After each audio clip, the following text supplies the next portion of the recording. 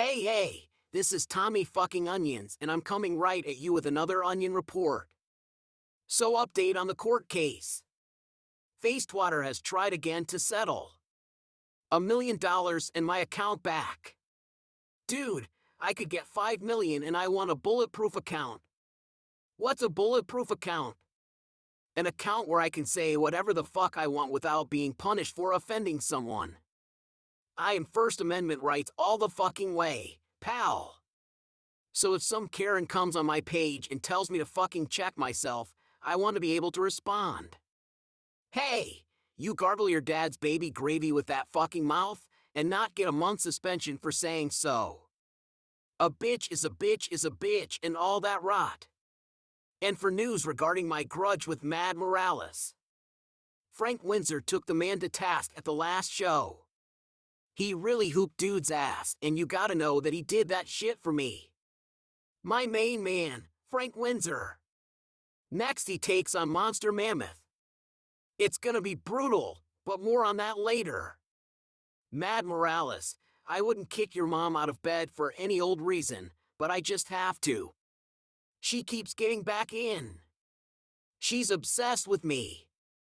I told her that her son looks like she tried to use a metal coat hanger on him, but he survived. She agreed with me. She says she's sorry that her son looks like he stuck his face in the garbage disposal. Like his baby daddy was Freddy Krueger. Mad can fly, but can he land? I think we have seen that as a no. Mad Morales makes Mysterion seem like a great wrestler. Mad's great accomplishment in life is to beat up the curtain jerkers backstage because he didn't get his way. You know your mama should have swallowed and we wouldn't have to be dealing with your bullshit, but we do. Well, let's get to the shows before management starts complaining that I'm not doing my job correctly.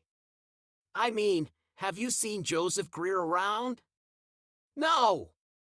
Alyssa's done squeezed him out. Not that I'm complaining.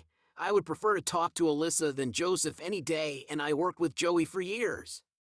We begin with the Vanguard at Tucson, Arizona in the Tucson Convention Center. Amazing to have an arena that hasn't sold out to a major company. It's refreshing. This is the go-home Vanguard before the major PPV. We have a lot of debuts on this show, so let's get into it. We begin with the debut match of Fiona O'Connell, the daughter of Father Nathan O'Connell, as she goes up against Mysterion. What will Mysterion come down to the ring as with Christmas so near? Could he be Santa Claus? I don't know. Also, Fiona has never been in a wrestling match before, so this will be her very first. Not a first time with this company, but a first time ever. Not that she hasn't shown that she can fight when she knocked Jasmine Minton out that one time. Speaking of which, will she make an appearance? You know she is bearing a grudge against the O'Connells. What will happen? Second on the card is Victor Kriegson as he makes his debut match against Malibu Mike Swanson. Malibu Mike hasn't got actual airtime since. Wait, has Mike ever gotten airtime? I don't think that Victor is a rookie. He's been somewhere else before CWF. So this is a possible massacre in the making, but hey!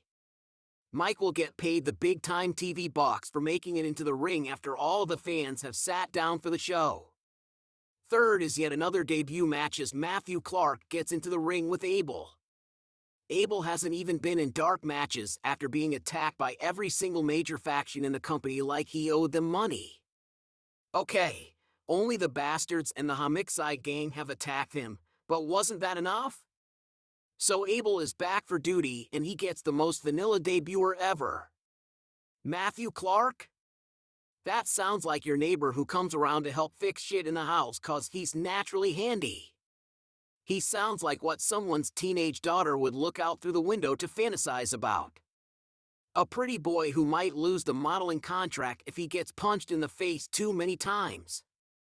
I mean, this match has probably already been won on paper, but it could still endanger him being so pretty. Fourth in the lineup is Malachi Teeps as he takes on Samuel Drago. I think that this has all the earmarks of being the most vicious match of the night. Neither Malachi or Samuel are nice people. When they face each other in the ring, their base instincts will take over and they will maul one another in the ring. It's a drive to be cruel and be the best in the company that will send them against one another with all of their bloodthirsty ways. So really, this could go one of two ways. They will push each other to their limits in opening up wounds, or they'll be so alike that they fuck in the middle of the ring. I don't know who would nail who, but it'll be an interesting thing to watch. Violence or sex? Two of my favorite things, so I'm a winner. Fifth on the show is Morgan Decker as he takes on Zalathak.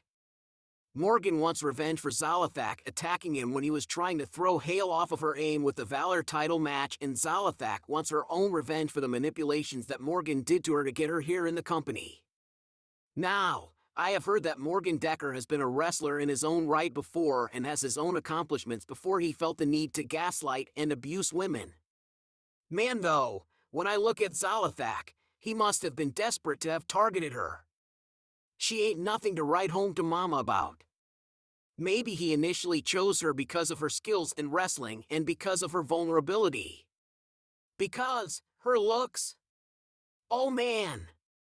Sixth on the card. Did I say sixth? How many matches are we up to? Dang!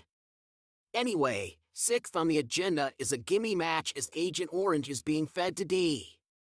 I say being fed to D as it was discovered recently that D is an agent of Esmeralda von Krause. A weapon to use against Rob Riot. I don't know the whys or whatevers, but I hope that this match goes against D as his betrayal of Rob Riot is just wrong. Though, I suppose he was doing it so that Alyssa could be safe, but he's been avoiding her, so it makes no sense to me.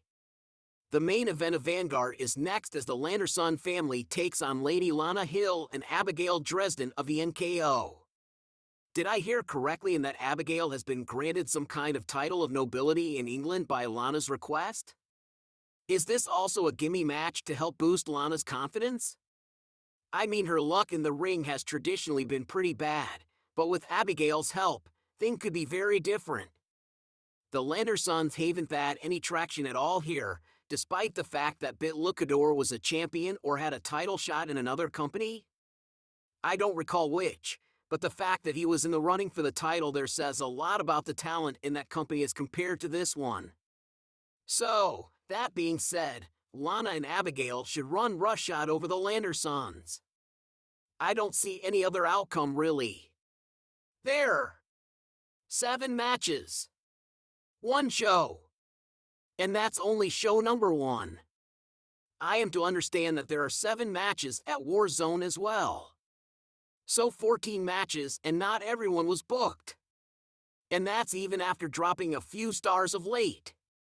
How big of a company is CWF that they need 2 shows and 14 matches to cover most of the talent? This is why CWF is the place to be. I mean, at last count, the top company in that other network only has 6 matches total for their 1 show, while we have twice that. CWF is truly a worldwide company in scope and the backbone of the 4WW network. And Warzone comes at you from the Footprint Center at Phoenix, Arizona. I'm absolutely not checking my notes, but I think that is another original name rather than corporate branding. Way to go, Arizona! We begin the night with Terry Martell getting his first real challenge since joining the CWF and facing Gabriel Tuck. Now, Tuck managed to give a decent account for himself at the main event at the last Vanguard. Let's hope that his luck continues and that he tears Martell up. I just don't like Martell. Maybe it's for the fact that his mother was such a bitch when we were together, or the fact that she left me for Michaels, or because she gave me crabs. I guess it could be his upbeat personality that grates on my nerves.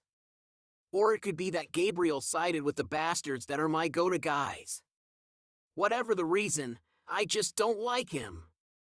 The second match of the evening is weirdly interesting as Steve Murdoch and Iro Waters team up to take on Envy. I'm not sure that Steve and Iro can get along long enough to out together an offensive long enough to take down Envy, but that may be the point. I've heard some whispers of backstage designs, and Envy might have been given a decent challenge that they might be able to overcome instead of being fed to wolves as they have been of late. Not that Steve or Iro can't take on both Vespertine and Carly Nash by themselves. I will be watching this match with great interest to see how it all goes down. Someone is bound to win, duh! The third match of the night is Mad Morales as he takes on Tetsuo Oni4. Now, Mad Morales tries to mess with Kat Hale in her Valor title shot when she was taking the fight to Monster Mammoth, but was taken down a notch by Tetsuo Oni4. Now this would be a close match on paper. I mean, I would hate to say this, but Mad Morales has a good chance to defeat Tetsuo Oni4 in a straightforward match. You throw in some NKO shenanigans and suddenly the tide turns toward Mad Morales. Of course, Tetsuo is backed by the rest of the upstarts, so what is a singles match on paper could turn into an all-out war. Clearly, I like it. I say clearly like you can't tell on radio that I'm harder than a diamond in a snowstorm overthinking of this violence and how Mad Morales could be mauled by the end of it. The fourth match of the night is Bastards Rules as Monster Mammoth takes on my main man, Frank Windsor. I mean, dude, this match is over before it even really begins. Frank is just a monster in the ring now that he's recovered from the injuries inflicted by that foul Cronin. He will just go down to the ring and overpower Monster Mammoth. Mad Morales might want to get involved, but the Bastards will back Frank up and make this a full rout of the NKO. Nothing's gonna stand in their way. Not tonight. The fifth match of the evening is another oddball team as Aaron Hunter and Father Nathan team up to take on the Bastards in a non-title match that could quickly become a title match in the future if this new team wins the day. I mean, they won't, but on the off chance that they should win the match. I think that Rob Riot and Eddie Williams are going to prove to be too much for Aaron Hunter and Father Nathan, but hey, I've been wrong before. I can't recall when that was, but it has happened. I lost a lot of money that night too, probably. The sixth match of the night is the Demon Melded Miguel Lanza Jr. as he takes on Cronin Reinhardt in a non-title match. No, I don't get the whole concept of Demon Melded, and someone already done tried to explain this shit to me. It didn't take. All I really know is supposedly Miguel was possessed by a demon that turned out to be an ancestor, and now instead of being a regular possession, it's a happy family reunion. Did I get it right? I don't fucking know. He's going to face the Conquest champion in Cronin Reinhardt, who is going to use Miguel as a tune-up before he goes on to face Eddie Williams and Abigail Dresden at Desperate Warfare. Poor Miguel or a Kuth. Whatever. The final match of the night is the Valor Championship as Greg Salazar takes on Wicked Cat Hale. Now, on paper, this is a total mismatch, just hand the title to Salazar kind of thing, but Hale has got the heart of a champion and has overcome a lot in becoming the double champion that she is. Can she overcome the legend that used to be called Tetsuo Oni3? I'm rooting for her. Now, that's all the time I have for tonight.